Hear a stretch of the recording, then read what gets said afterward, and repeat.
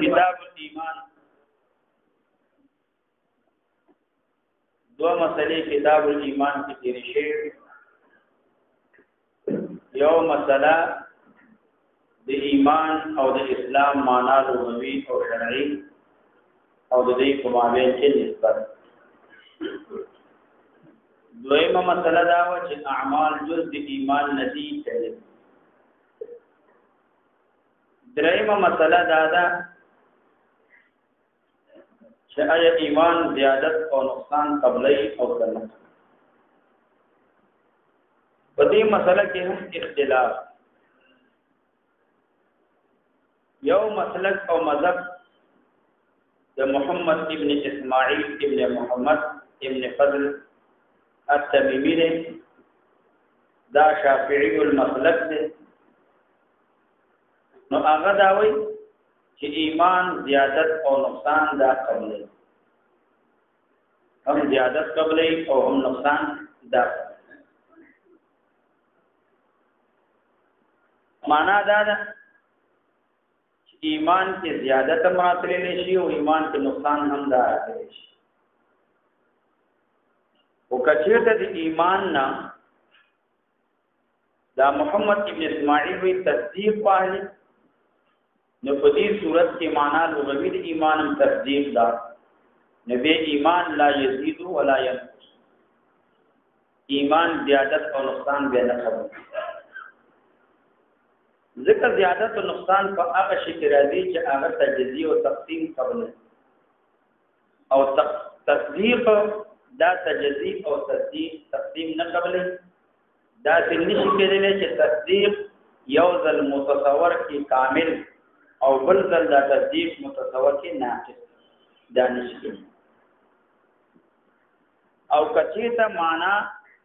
شرعي دي نواخلي چې تصدیق بالقلب اقرار باللسان عمل بالارکان نو بیا زیادت او نقصان راځي نو محمد بن اسماعیل وای چې د ایمان دو معناګانې یو معنا لغوي د ایمان نو فلا يزيد ولا ينقص یو معنا شرعي د ایمان ده اعتبار د معنا شرعي سره چې تصدیق بالقلب عمل بالارکان وا نبی په دې کې زیادت او نقصان دار راغلي شي او امدغه مذهب د اهل سنت والجماعت هم دي چې ایمان په اعتبار د معنا شرعي سره زیادت او نقصان داخل دي بلکې دلته دا اصل کې دا کم مصدق به بقلبه چې دي دې سره عمل یو ځای نه عمل ور سره منځري نه کی نه آیا دې ته سره مؤمن وی نه شي کله شي ما هو المختار پنیر د علما و دار چې عمل ور سره منځري نه وی نو دې ته مؤمن دا نشي لکه نبی رسول الله فرمایي لا یزنی زانی حين یزنی وهو مؤمن زنا په حالت کې دی باندې د ایمان اطلاق نشته یو سړی په ګناه کبیره کې اختر دی باندې د مؤمن اطلاق دا نشته ولی ځکه دا مؤمن دی خو د خپل ایمان مقتضا مطابق عمل ونه نو دا د دې مستحق دی چې دې ته مؤمن ونه ویل شي یو سړی مؤمن دی لیکن تصدیق به قلبی کوي خدا مثال په سود کې اختر دی په کاردار دې ته مؤمن ونه ویل شي ځکه مقتضا د ایمان باندې عمل ونه بلکې هر یو ګناه کبیره چې دا مؤمن پکې اخره نو اگر که تصدیق بالقلب موجود دی خو دې ته مؤمن نه ویل کېږي زجرن ولی ځکه په مقتضا د ایمان باندې عمل نه د مقتضا د ایمان دا ده باید زنا ونه کې باید مرتکب د کبیره نشي سود ونه کې شراب ونه کې غلا ونه کې د ایمان تقاضا ده اوس د ایمان د تقاضا خلاف شکه نو ذاته مؤمن نشي ویلي دا زجرن او تهدیدا دویم مسلک مذهب هغه د علی ابن خلف ابن بطال مالکی دی او همدارنګه دا مسلک او مذهب د اهل سنت والجماعت علماء او سلفا او خلفا هغه دا و چې الایمان قول وعمل يزيد وينقص ایمان عبارت ده د قول او د عمل نه او ایمان زیادت او نقصان دی د ایمان په زیادت او نقصان باندې هغه آیاتونه پیش کړي چې کوم امام بخاری رحمه الله د ایمان په زیادت او نقصان باندې هغه پیش کړي لکه قران کریم آیاتونه په دې باندې دي چې ایمان کې زیادت راتلی شي ايكم زادت وهذه ایمانا فاخشوهم فزادهم ایمانا وما زادهم الا ایمانا وتسلیم په دې ټولو کې زیادت راغلی نو معلومیږي چې په ایمان کې زیادت نه راتلی شي و چې په ایمان کې زیادت راځي قران پاک دې آیاتونو نه معلومیږي چې ایمان کې زیادت راتلی شي و سوال دا ده چې ایمان معنا لغوي تصدیق او تصدیق او تجزیه او تقسیم نه قبل چې تصدیق تجزیه او تقسیم نه قبل نو دا زیادت څنګه په ایمان سره نو څه جواب وکړه چې دا زیادت او نقصان چې په ایمان کې راځي دا په اعتبار د طاعات ځکه تصدیق او تجزیه تقسیم نه قبل خدا تصدیق دا کامل کیږي په طاعات باندې څومره چې مسلمان نیک کارونه ډیر کوي د دې ایمان وامدا په کامل څومره چې مسلمان نیک کارونه کم کوي نه کوي د دې ایمان دا بناقص زیادت د ایمان دا معنا چې زیادت راځي په ایمان کې په اعتبار د زیادت د طاعات سره اگر که په خپل تصدیق دا تجزیه او تقسیم دا نه او تر سوچ په اعمالو کې په نقصان کې په اعمالو کې کمبود کې ستاسو په ایمان کې په نقصان دا کمال د ایمان نو معلومیږي زیادت د ایمان دا په اعتبار د طاعات سره ده چې تر څو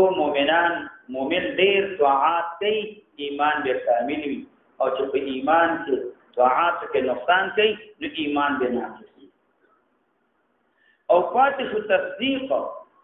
بلا تبارک وتعالى باندې نبی رسول الله والسلام باندې دا نقصان نه کوي دي کې نقصان نشي همدغه وجه ده چې امام مالک رحمه الله نه په دې کې درې قول راغلي یو قول دا چې الایمان یزيد ولا ينقص زیادت قبلې نقصان نه کوي دویم قول دا چې الایمان یزيد وينقص او دریم امام مالک رحمه الله توقف کړي امام مالک توقف کړي په دې کې چې ایمان زیادت نقصان قبلې او کنه ولی توقف دی وجه نه کړي دي چې ایمان عبارت دی د تصدیق نه او په تصدیق کې نقصان نشي راغلی ولی دغه تصدیق کې نقصان راغی نو دا تصدیق شک وګرځي دا تصدیق وهم وګرځي او دا تصدیق ځان وګرځي چې تصدیق کې شک راغی یا په تصدیق کې وهم راغی یا په تصدیق کې ځان راغی دا درې واړه مرتبه د کفر نو سره د ایمان نه پرې وخت خارجي ایمان نه خارج شو دا سره نو ځکه امام مالک رحمه الله توقف کړي چې ایمان زیادت نقصان قبلې کنه قبلې هغه دا نه و چې قبلې یا نه قبلې ځکه که په زیادت باندې قائل شي په نقصان باندې قائلېږي چې په نقصان باندې قائل شي تصدیق شک وهم ځوان راځي دا درې واړه مرتبه دي او پته دا سوالو چې دلته په آیاتونو کې زیادت د ایمان راغلی نقصان د ایمان په قران کریم کې ذکر نه او علما قول کې ایمان زیادت هم قبلې او نقصان نو دا جواب وکړه چې یو شی زیادت قبلې نو هغه نقصان به هم ذکر کما بین د نقصان او د زیادت کې تقابل د عدم والمنع نو چې زیادت قبلې نو نقصان به خامخا داخل یو دیو جن امام مالک رحمه الله توقف چې نقصان په تصدیق کې راغلی او دویم دیو جن امام مالک رحم الله توقف کړل چې نقصان په ایمان کې ریش ویر موجوده ده چې د خوارج دی بتاویل او زمونږ دا مذهب دا به د خوارج مذهب سره موافق نشي چې هغه اهل معاصی مؤمنان هغه لګيږي د ګناهونو باندې د ایمان نه خارجي چې دا د ایمان نه خارج شو مرتکب د کبیره او کفر کې داخل نو ځکه امام مالک رحم الله توقف کړی د نقصان د ایمان ځکه خلک تعویلات شروع چې تعویلات شروع کړو زمونږ مذهب دا به موافق شي مذهب د خوارج او خوارج هغه خو په ګناه باندې سره د ایمان نه خارجي او په کفر کې داخل دا څنګه چې د اهل سنت والجماعت مذهب کې خلک تعویلات کوي او د ایمان نه خارج او په کفر کې هغه داخل او همدارنګه عبدالرزاق رحمه الله غداوي چې موږ د شيوخ نو اوریدلي سفیان ثوري مالک ابن انس معمر ابن راشد د سفیان ابن عيينه دی بطول ویل چې الایمان قول وعمل يزيد وينقص د عبد الله ابن مسعود رضی الله تعالی عنہ فتابعین کې ابراهیم بن نخعی حسن بصری د امام مجاهد عبد الله ابن مبارک هغه هم دا مسلک او ځان بلکې دا څه وایا د جمهور علماو مسلک او مذهب داله چې ایمان زیادت او نقصان داخل دي په دې کې څلورم مسلک مذهب هغه د احناف د امام ابو حنیفه علماء متکلمین او همدارنګه د امام الحرمین هغه دا وایي چې ایمان لا یزيد ولا ينقص ایمان زیادت او نقصان دانه ظاهر کې د احناف او د جمهور علماو د متکلمین او د جمهور علماو په مابین کې تعارض او تضاد ځکه اهل سنت والجماعت جمهور علما تابعین وایي چې ایمان زیادت او نقصان قبلې او احناف او متکلمین علما او امام الحرمین وایي چې زیادت نقصان نه کوي و علماء د دې دوه په مابین کې تطبیق کړي د ایمان هم زیادت نقصان قبلې او هم زیادت نقصان نه کوي هغه دا یو تطبیق دا څه چې څو قائل دي په زیادت نقصان د ایمان باندې هغه په اعتبار د مقتضیات او ثمرات ایمان زیادت هم قبلې نقصان هم قبلې په اعتبار د مقتضیات او ثمرات سره ایمان زیادت نقصان نه قبلې په اعتبار د نفس تصدیق سره نفس تصدیق سره نو نفس تصدیق سره زیادت نقصان نه قبلې او په اعتبار د مقتضیات او ثمرات سره زیادت نقصان قبلې او دا څوک چې قائل دي په نفي د زیادت او نقصان باندې ایمان زیادت نقصان نه قبلې دا په اعتبار د ماهیت الایمان ماهیت د ایمان زیادت نقصان نه قبلې بدون د ثمرات او مقتضیات او ایمان زیادت نقصان قبلې په اعتبار د مقتضیات او ثمرات سره بدون د چانه د تصدیق نه نفس بدون د چانه د نفس تصدیق نه دا کوي دا وایي چې ایمان هم زیادت نقصان قبلې هم نه قبلې په اعتبار د مقتضیات او ثمرات سره نه د نفس تصدیق سره نه قبلې په اعتبار د ماهیت ایمان سره نه اعتبار د مقتضیات او ثمرات د دې متکلمین علماء او د احناف طرفنا چې څو قائل دي په زیادت او په نقصان باندې نو هغه ته دی جواب مونږ دا کو مونږ وایو چې ایمان زیادت نقصان قبلې یا زیادت نقصان نه قبلې نو احناف او متکلمین هغه توجیهات یو توجیه دا کوي چې ایمان دوه قسمه سره یو ایمان منجی دی او بل ایمان معلی دوه قسمه ایمان منجی دا مانع دی د خلود فی النار نه د دخول فی النار ایمان منجی دا معنا چې مؤمن تبا نجات ملاویږي د خلود په النار مؤمن مسلمان همیشه په جهنم کې نشي پاتې دا به همیشه په جهنم کې نه وي بلکې آخر الامر مؤمن مسلمان من کان فی قلبه مثقال حبه من ایمان دا به د جهنم نه راوځي آخر الامر جنت ته وځي نو ایمان منجی دا معنا چې دا نجات ورکړي د خلود فی النار نه د دخول فی النار دا درجه د تصدیق ده او دا ماهیت الایمان ده دا د تصدیق درجه مؤمن مسلمان چې کله تصدیق په ذکر کې وي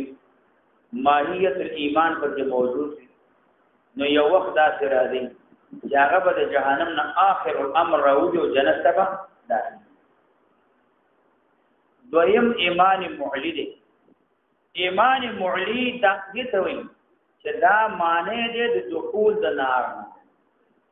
چې ایمان معلی وي نو د سره به اور ته داخليږي نه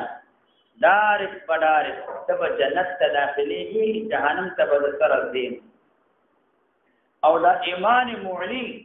دا سبب د رفع د درجات دی الله تبارک وتعالى بتاتا درجات دی خلاصه دا ده چې ایمان منجی دا نفس تصدیق او ایمان معلی دا تصدیق د ایمان دې سره د اعمالنا ایمان خو چې ورته اعمال وی دا ایمان معلی او کيوال تصدیق په ماهیت ایمان وی او اعمال ورته نوی دا ایمان منجی نو سره ایمان زیادت او نقصان نه قبلې دا په اعتبار د ایمان منجی سره زیادت نقصان نه قبلې ایمان منجی ماهیت ایمان ایمان منجی هغه تصدیق ده نو تصدیق او ماهیت ایمان زیادت نقصان دا نه قبلې او چې څو په زیادت او نقصان قبلې دا ایمان په اعتبار د معنا صالح سره دی چې ایمان معلی دی چې ایمان ورسره اعمال نو دا زیادت او نقصان قبلې او پاتې شو چې نفس ایمان تصدیق ماهیت ایمان دا زیادت او نقصان دا نه کوي د قران کریم په دې آیاتونو کې چې ذکر چې ایمان زیادت نقصان قبلې دا په اعتبار د دویم قسم د ایمان د قسم ثاني چې ایمان معلی دا زیادت او نقصان قبلې او اول تینا مراد نه ده چې نفس تصدیق د ذکر هغه به زیادت او نقصان نه کوي قبلې په اعتبار د قسم ثاني سره نه قبلې په اعتبار د قسم اول د دې مثال داسې ګوره چې موږ وایي انسان عبارت د حیوان نه ده اوس کله انسان کامل سره مشتا سترګې مشتا لاسونه مشتا پخې مشتا وګونه مشتا پر او خولې مشتا ټول جوارح اندامونه پوره دي موږ ویل شو چې دا حیوان نه ده او کته ولګي چې دې لاسونه نه وي پخې نه وي وګونه نه وي خو بیا په باندې اطلاق کوي چې دا حیوان نه ده کله لاسونه په کار کې بیا حیوان نه ده او کله لاسونه په وینو بیا حیوان نه ده دغه ایمان کدی سره اعمال ثمرات وی اعمال ورسره وی نو بیا ایمان دا اعمال ورسره نوی نفس تصدیق وی ماهیت ایمان موجود وی بیا مونږ ویل چې دا مؤمن دا څنګه شی ویل چې یو سره مسلمان دی موږ نه کوي روزه نه نیسي ته چې مسلمان دی او که اعمال کوي د ایمان د مقتضا سره اعمال کوي څنګه چې ایمان تقاضا ده نو بیم دا مؤمن او کدا اعمال نه کوي نو بیم مؤمن نو دغه څه دوه ته مؤمن ویل کی نو حاصل دا شو چې زیادت نقصان قبلې دا په اعتبار د اسم ثاني سره چې هغه ایمان معلی دی چې زیادت او نقصان نه قبلې دا په اعتبار د قسم اول سره چې ایمان منجی احناف هغه دویمه توجیه داسې دي ودا زیادت او نقصان په ایمان کې چې راځي دا په اعتبار د انوار او برکات سره زیادت او نقصان ایمان قبلې په اعتبار د انوار او برکات راځي مثلا یو سړی او د دې سړی من ادا کوي فرائضم ادا کوي واجباتم ادا کوي او دا مؤدب دی په ادا د فرائض او واجبات باندې او مستند د معصیات او د ګناهونو نه ځان ساتي د کبائر نه ځان ساتي یو سړی دی چې هغه د دې ټولو نه محروم نه مونږ کوي نه روزه او زکات وغیرہ او نه د محرماتو نه ځان اوس شک نشته چې ایمان دواړو کې موجود دی دا څوک چې عمل کوي مونږ کوي روزه کوي ګناهونو نه ځان ساتي دا مؤمن څوک چې واجبات فرایض نه ادا کوي دا مؤمن دی او ګناهونه کوي دا مؤمن دی خو شک نشته چې ایمان دواړو کې موجود دی او انوار برکات دا متفاوت دي په انوار برکات په دواړو کې دا متفاوت مثلا د اول سره چې مؤمن دی ایمان راوړي او سره مندم کوي واجبات فرائض ادا کوي د محرماتو نه ځان ساتي شک نشته چې د دې سړی اطمینان د زړه بوي د دې سړی انشراح د صدر دا بوي او دا دویم سړی کې اطمینان نشته انشراح د صدر دا پته نشته سمانا دا اول سړی چې فرایضم ادا کوي واجبات ادا کوي د دې انشراح د صدر وشي دی بد طاعاتو د نیکو کارونو طرف ته ځړکیږي بلا تکلف چې اذان وشي باندې طرف ته اذان تیاری روان تکلف ته ضرورت نشته چې ورپسې لاړ شه دعوت ورکا یا یې وها یا ورته خبرې ورکا یا یې راکاګه یا یې ځان سره روان کنه نه بلا تکلف چې اذان وشي نو دا به مانده د فرضان تیاری ټیم ته وګورو چې دمه ټیم شي د جماعت رواني جماعت خپل رواني ځکه د دې انشراح د صدر داشته چې روزي وخت راځي بس روزه بدانی دي او خطرې کې باندې ویلي چې د زکات وخت راشي زکات په پټیل باندې ادا کړي چې د حج وخت راشي نو حج په پټیل باندې کوي چون او چرابه پکې نه کوي یاره دا زکات چې نه وي خو پیسې پکې کمیږي لکه زیات یاره دا حج دومره تکلیف دومره پیسې دلته تلل دا چون او چراب دا پیسې دا د دې سړی انشراح شتا اطمینان قلبي شتا او په خلاف د دین چې دویم سړی انشراح د صدر اطمینان قلبي نه نو ایمان زیادت او نقصان قبلې په اعتبار د انوار او د برکات سره او نه قبلې ایمان بدون د انوار او د چانه د برکات نو شک نشتا چې انوار او برکات کم سره هغه واجبات فرای ټول ادا کوي د دې ایمان دا به کامل او چې کم سره دا نه کوي د هغه ایمان دا به ناقص نو زیادت او نقصان په اعتبار د انوار او برکات سره او نه په اعتبار د نفس التصدیق او ماهیت الایمان درېمه توجیه احناف دا کوي هغه دا ویل کمدارنګ علماء شاه ولی الله رحمه الله او احناف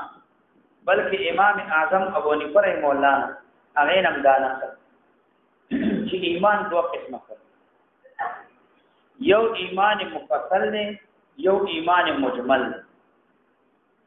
مجمل ایمان دار ما جاء به رسول الله صلی الله علیه وسلم من التعلیمات حق بدا ایمان مجمل چې نبی رسول الله کوم دین راوړ د نبی رسول الله طرف نه کوم تعلیمات راغلي دا ټول په حق باندې د نبی رسول الله تعلیمات دا په حق د نبی رسول الله دین دا په حق باندې پس په دې باندې ایمان دا لري دویم ایمان مفصل دی ایمان مفصل داري چې د نبی رسول الله تعلیمات چې کله زمون په علم کې راغلي چې دا د نبی رسول الله تعلیم دی دا د پیغمبر اسلام تعلیم دی دا د نبی رسول الله تعلیم دی نو په ایمان په هر تعلیم باندې علاوه جدا جدا راوړي چې د نبی رسول الله په هر تعلیم باندې جدا جدا عمل دارا هر تعلیم د نبی رسول الله جدا په باندې ایمان دارا اوس وګورم دا زیادت او نقصان چې کوم د آیاتونو کې ذکر دی ایمان زیادت نقصان قبلې دا په اعتبار د ایمان مفصل سره او چې ایمان زیادت نقصان نه قبلې دا په اعتبار د ایمان مجمل سره ګوره د دې مثال دا یو سړی دی هغه دې کس د نبی رسول الله د سل تعلیمات او علم دی ور باندې راوړي د نبی رسول الله یو سړی په علم کې سل تعلیمات او ایمان باندې راوړي د بل سړی په علم کې 200 تعلیمات او ایمان باندې راوړي نو ظاهر دا چې دې سړی سل تعلیمات باندې ایمان راوړي نو د اول ایمان دا کم دی او دا دویم ایمان چې د نبی رسول الله په 200 یا په 500 تعلیمات ایمان راوړي شک نشته چې دغه ایمان دا زیادت دا زیات دا ډیر نو ایمان کمه بشه په اعتبار د ماهیت ایمان سره نه دی بلکې دا په اعتبار د مؤمنی سره دا ایمان په څومره راوړي د نبی رسول الله په ډیرو تعلیماتو د ایمان راوړي نو دا ایمان دا کامل دی د نبی رسول الله په لږ تعلیماتو د ایمان راوړي نو ستا ایمان دا ناقص نو بلکې دا زیادت نقصان چې ایمان قبلې دا په اعتبار د ماهیت ایمان سره نه دی دا په اعتبار د تصدیق سره نه دی بلکې زیادت او نقصان دا په اعتبار د مؤمن به سره دی چې تاسو څومره ایمان دی د نبی رسول الله په تعلیماتو باندې چې څومره په تعلیماتو ډیر ایمان وي همدا ستاسو ایمان به کامل وي چې څومره په تعلیماتو کم ایمان وي نو ستاسو ایمان دا بناقص نو احناف هغه دا وایي چې ایمان زیادت نقصان نه قبلوي دا مجرد ایمان ماهیت الایمان او جمهور علما د دین انکار او چې جمهور علما و چې ایمان زیادت نقصان قبلې دا په اعتبار د مقتضیات او ثمرات سره احناف متکلمین د دین انکار نه کوي بلکې د دې په مابین کې چې کوم اختلاف راغلی دا اختلاف په اعتبار تعبیر سره دی اختلاف حقیقي نه دی چې متکلمین احناف د دې او د جمهور علما د دې په مابین کې تعارض او سره شي تضاد نشي تعارض تضاد نه نشي څلورم مسله په ایمان کې هغه تکفیر د ملحدین چې آیا ملحدین ته د کفر نسبت دا کول شي کنه شي ملحد ته کافر ویل شي کنه شي اصل کې د اسلام د سړی او کفر د سړی دا په ماهیت ایمان باندې یو سړی ته چې مسلمان وي نو دا معنا ده چې دې کې ماهیت ایمان موجود یو سړی ته چې کافر وي دا معنا چې دې کې ماهیت ایمان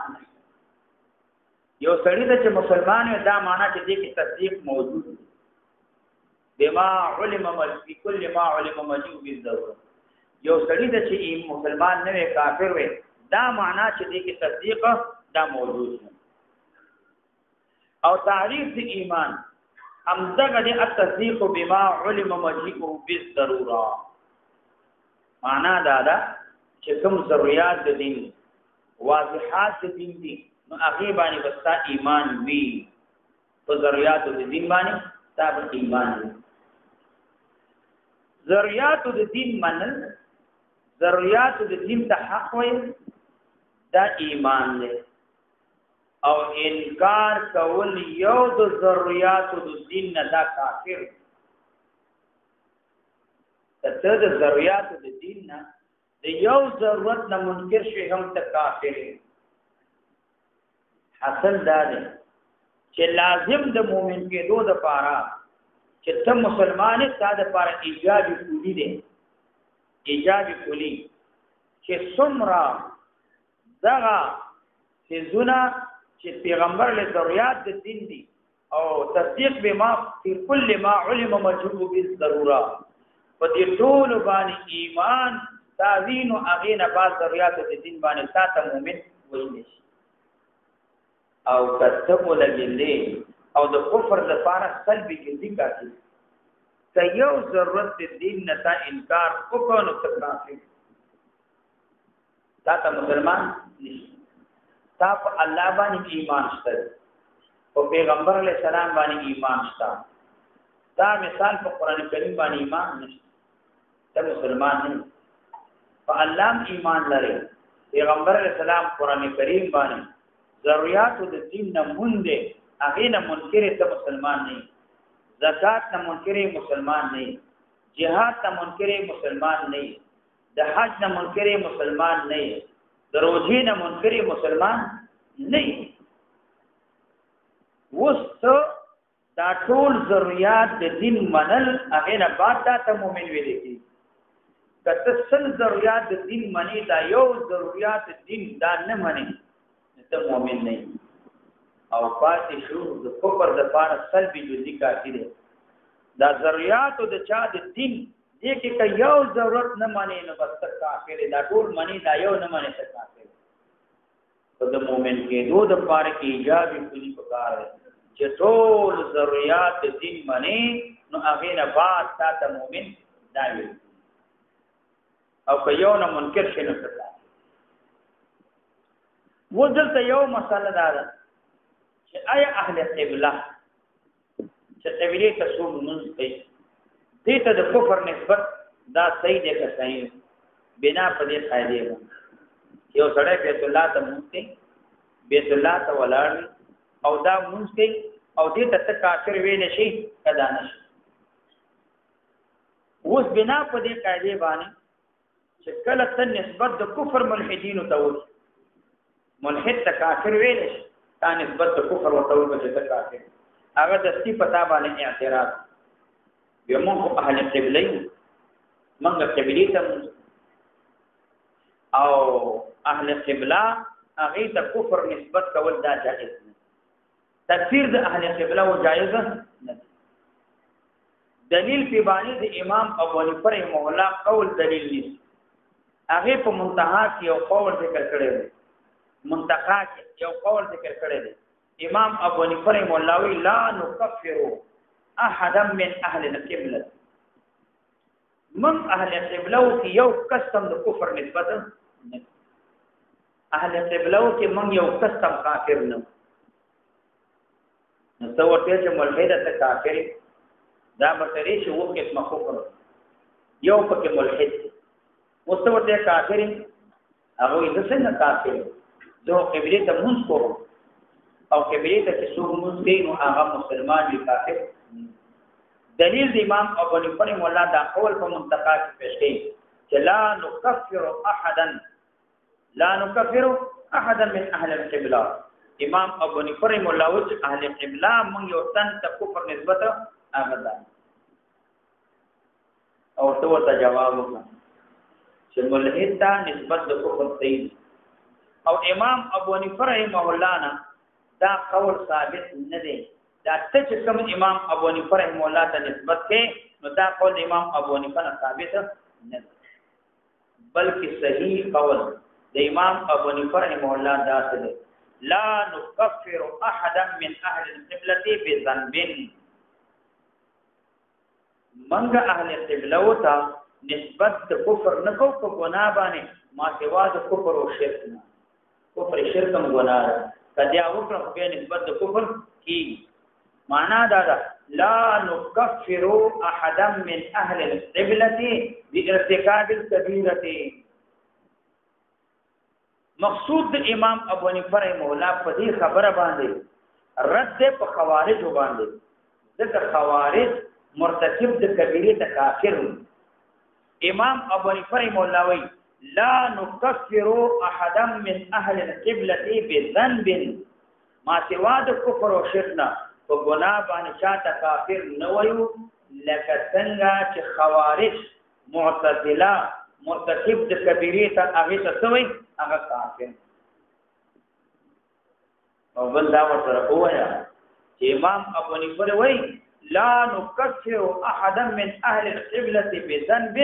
خود ترسو پورې چې منکر د ضرورت د دین نه نوي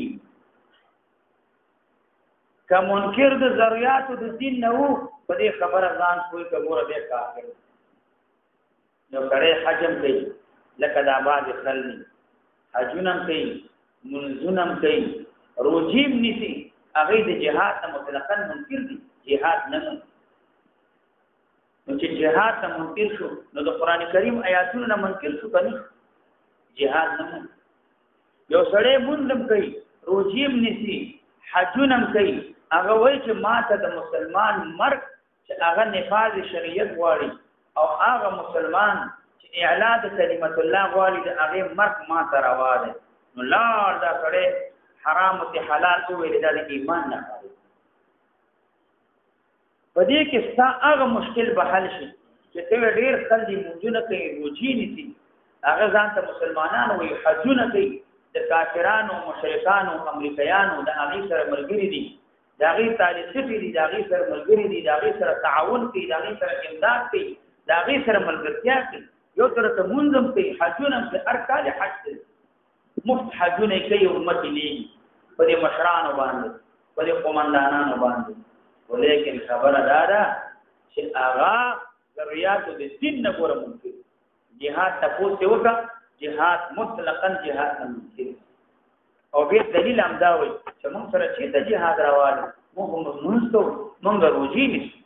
ولکه موږ روجي نشي موږ کې روجي نشي حجونه کې او ضرورت د دین نه منکر یو مسله ضرورت د دین نه جهاد ته جهاد نه او د مسلمان مرګ ځان ته حلال ګڼي د مسلمان بی عزتی کافر د مسلمان کو تول ځان لپاره حلال ګڼي دا حلال غني جهاد ته د ایمان نه پدې سره کوي امام ابو حنیفه رحمه الله وی لا نكفر احدا من اهل القبلة بذنب وتذريات الدين منكر نوي تذريات الدين منكر شکر د ایمان نه خارجي به دې ته مسلمان دا ویل نشي او بل سوي چې اهل قبله او کافر وایي امام ابو حنیفه رحمه الله زموږ علماء چې اهل قبله او کافر مو لیکن موږ وایو اهل قبله کو پیژنه اهل قبله چاته اهل قبله په اصطلاح د علم کلام کې دې ته ویل کېږي چې څوک قائم په ضرورت د دین كلها باندې چې قبله ته موږ کوي اهل قبله وی خو چې ضرورت د دین كلها باندې قائم دي اهل قبله او که یو ضرورت د دین نه منکر وي د اهل قبله د سره دینا مونږ وایو لا نكفر احد من اهل القبله بذنب او چې ضرورت د دین نه منکر وي هغه د سره اهل قبله نه ویلې ته د سره اهل قبله نه مم اهل قبله ته کافر نه وایو چې یو ځکه اهل قبله شي اهل قبله دې ته وایي چې ټول ضرورت د دین باندې او که ضرورت د دین یو ضرورت د دین منکری هغه ته د سره اهل قبله دا ویل کیږي او فاتح نو معلومیږي ملحد ته د کفر نسبت کې نو دا کول شي ځکه کفر دا و قسمه کفر او قسمه کافر یو دار چې ایمان ظاهري او باطن کې ایمان نه ایمان ظاهري او باطل کی ایمان نه ویلې ته منافق وي دام کافر ځکه یو د اعتقادي منافق ته مراد چې هغه عقیده د نفاق عقیدوي منافق دار چې ځکه ایمان نه وي په خلک وي آمنا بالله یو عملی منافق معنا دا چې دا کار د منافقانو دي هغه ته کافر نشي دغه مسلمان دې ضرور وي مسلمان دې امانت کې خیانت کوي مسلمان دې چې وعده وکړي نه خلاف کوي دې ته کافر نشي وي خدا علامات د منافق دي دې ته عملی منافق وي یو اعتقادي منافق چې اظهار د ایمان کوي او باطن کې ایمان نه ویلې ته ویلې کې منافق نو دې ته کافر ویل شي دویم هغه دی چې کفر بعد الایمان یو د ایمان راوړي ایمان مسایاونه خبر شي هغه نو ورسته کفر وکي دې ته مرتد ویلې مرتد دام کافر دریم هغه د چې هغه قائل وي په تعدد الہ باندې الله منی چې الله تبارک وتعالى موجود دی خو د الله سره نور شریکان نه او دا نور شریکان چې منی دي ته ویل کېږي مشرک دي ته مشرک ویل کېږي د الله سره شریک جوړ الله سره شریک جوړ یو خبر یاد لري ګورم دا مشرکان چې وو مشرکان هغه مشرکان نو خپل تکلیف زور دی باندې راغی نو بیا به یوازې الله ته आवाज کوي وَإِذَا رَكِبُوا فِي الْفُلْكِ دَعَوُا اللَّهَ مُخْلِصِينَ لَهُ الدِّينَ چې زور په باندې راغی نو بیا به یوازې الله ته आवाज کوي ځکه د دې عقیده وا چې نجات ورکوونکې د تکلیف د مشقت نه یوازې الله دې ورته نجات نشي ورکوي او نن سبا چې مسلمان تکلیف ویني نو الله ته आवाज او چې کله مشکل تکلیف باندې راشي نو بیا افسوس ده غیر الله ته आवाज چې تکلیف ویني نو الله الله الله الله یاد چې تکلیف باندې راشي په پیر بابا راورسي بلانه بابا راورسي چې مریض شي بیا کې आवाज تکلیف پیری شي هغه आवाज او خاص کر د زنانه تقوا نو هغه ده نو ور دا مشرک نه عبرت پکاره چې هغه باندې تکلیف راغی الله ته आवाज او ته مسلمان چې تکلیف دی باندې راشي به غیر الله ته आवाज بیا الله پریدي غیر الله ته आवाज چې قائل په تعدد د الہوی دې ته ویل کېږي مشرک څلورم قسم هغه دی چې هغه قائل وي په دین منسوخ باندې منسوخ دین باندې قائل وي هغه ته ویل کېږي يهودي او نصراني يهود او نصارا ځکه دین منسوخ قائل ځکه تورات او انجیل د موسی علیه السلام د عیسی علیه السلام دین هغه منسوخ دی هغه منسوخ دی د هغه قائل پینځم قسم هغه کافر دی چې هغه قائل دی په حوادثو د زمانه باندې دا معنا چې حوادث د زمانه دا موجود اشیاء د پاره دا زمانہ دا گردش د زمانه دا روان دی انداز او دې قائل په قدم باندې چې دا قدم د عالم باندې عالم حادث نه دی بلکې دا قدیم دی زمانہ څوک پیدا کیږي او څوک پنا کیږي دا خپل زمانہ موجود ده څوک پیدا کوي څوک پنا کوي څوک پیدا کوي څوک پنا کوي دې ته دهری ویلي دا کافر دی ودې ته ویل کېږي دهری چې حوادث د زمانه موجود زمانہ د سوزي سوز راځي او دا د لګان دومره سوز نه کوي چې دا زمانہ څوک پیدا کوي څوک پنا کوي نو دا ډېریږي د کم دی مخلوقات وخت باندې زیاتېږي کمیږي خو نه شپږم قسم هغه کافر دی چې هغه منکر دی د وجود د ثانیه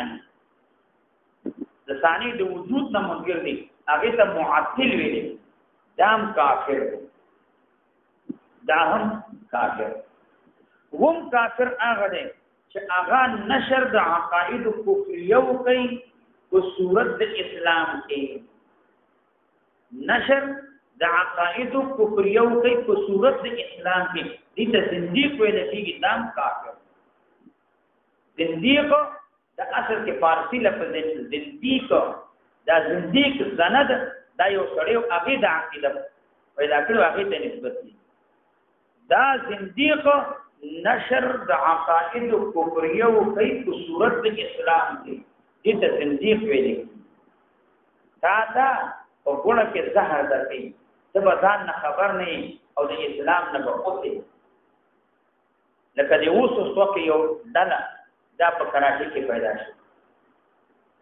هغه وایي چې دا ماشومان سپاره الف باتا وایي قرآن شریف وایي دې ته مو دا د قرآن شریف بې عزتي ده ځکه ماشوم د سپاره ادب کولی شي نه قرآن پاک ادب کولی شي نه ماشوم او د سوي نه اخو بیا د سوي او قرآن کریم آیات لا یمسه الا المطهرون نو دې ته ولې قرآن شریفونه ورکوي دا خلود قرآن پاک بې عزتي کوي اخو ته ودې ته نه ویل چې دا ماشوم دی او دا غیر مکلف دا په مکلف نه څه کې غوښتل ولسونه دا غیر مکلف دی ظاهری خلق ته ډیر خلاصو کله خبره پیش کړي حقیقت کې مقصود اداره د خلق قرآن پاک د تعلیم نه محروم شو پات دغه چې معصوم باندې قرآن شریف ولوي معصوم باندې سپاره ولوي معصوم باندې موږ ونه کې او د سونه کې په ایمان او وجدا باندې او دا غش نو هغه سپاره ته کې نه ونی شي الف با ورته تور کاغذ کینی هغه په دې باندې شرمي کې الله تعالی بالله ګورم دا اوسه سپاره وکړه چې اهله سپاره به هم ابي نه وي نو ځکه د دې مقصود دا دی دا نشر عقاید کفریو کې په صورت اسلام کې دې ویل کېږي زنديق بل مسله کفر د مؤول یو سړی لږی تعویلات کې آیا دې ته کافر وې نشي کنه شي او قاعده مشهوره ده چې المؤول لا يكفر چې مؤول ته چې څوک تعویلات کوي هغه ته نسبت د کفر نه کوي مؤول نسبت د کفر به هغه ته نه کوي مؤول ته خدا څخه وایا چې دا څنګه چې مطلق مؤول ته نسبت د کفر مکو دا قاعده عامه نه ده بلکې ته نسبت کفر مکوا مؤول ته حتی چې زنديق تم کافر ممتاویل کوي ملحد تا کافر مو یا اغم سکی اغا تاویلات کی اگر که د قرآن کریم مطالب بدلی تاویلات کی اغا تم کافر مو نا اغا مؤول چې قرآن کریم مطالب بدلی په تاویل باندې یا ملحدین یا زنادقه دې د کافر وې مثلا دا چې خلک تاویل کوي یا مونږ څه ته ویل کی مونږ غړېدلو ته ویل کله چیګیږي کله کتکیږي کله مخکې کیږي کله ورسته کیږي او لاسونه کله جیکو کله جیکو دا غړېدل نو موږ عبارت د غړېدل بیا روزه څه ته وي روزه عبارت د خوراک او د اسکار روزه دا معنا زکات څه ته وي بیا زکات عبارت د سود دا زکات بیا رسول نه مراد خپل ذات تقدیر خپل ذات نه مراد او همدارنګه د الله تبارک وتعالى نه مراد اسمان دی الله معنا اسمان رسول معنا خپل ذات یا لکه د قاضیانان هغه تعویلات کې چې خاتم النبی تعبیر کوي په افضل النبی نبی له سره انا خاتم النبی و افضل النبی دا کومنګ من چې پیغمبر اسلام افضل النبی و دا تعویل کوي ته به تم کافر نه هغه وخت کې چې کله مطالب د قران کریم نه بدلي او په تعویل سره د ضرورت د دین نه منکر نوي المؤول لا يكفر مؤول ته نسبت د کفر نه کوي که مطالب د قران کریم بدلي یا ضرورت د دین نه منکري نو به نسبت د کفر ورته کې مؤول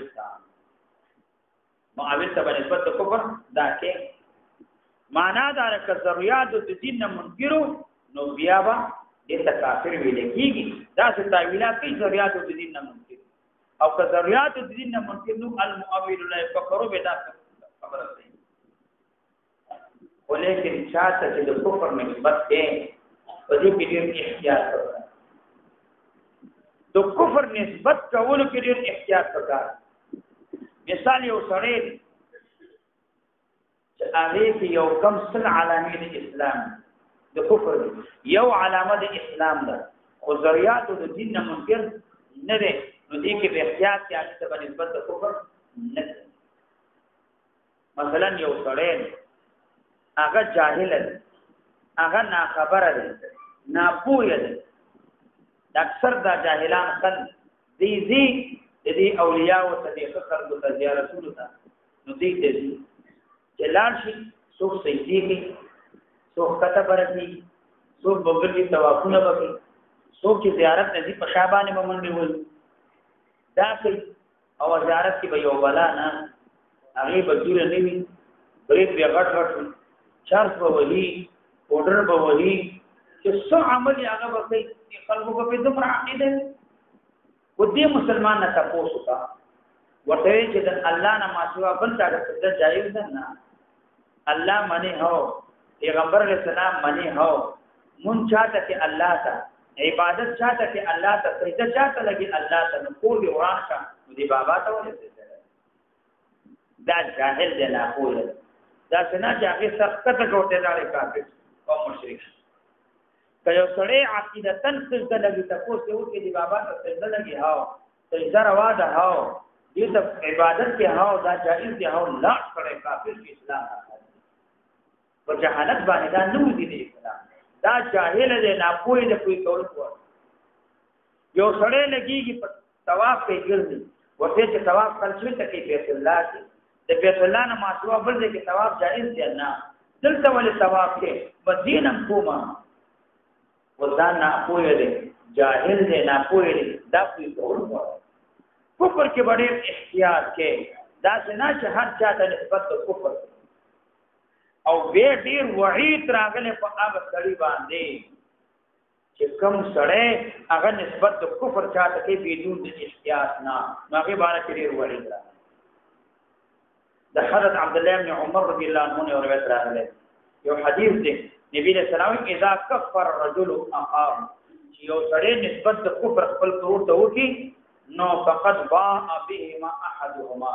فتاخير سره یو د دې دواړو کې یو ته نسبت د کفر کیږي یو په احد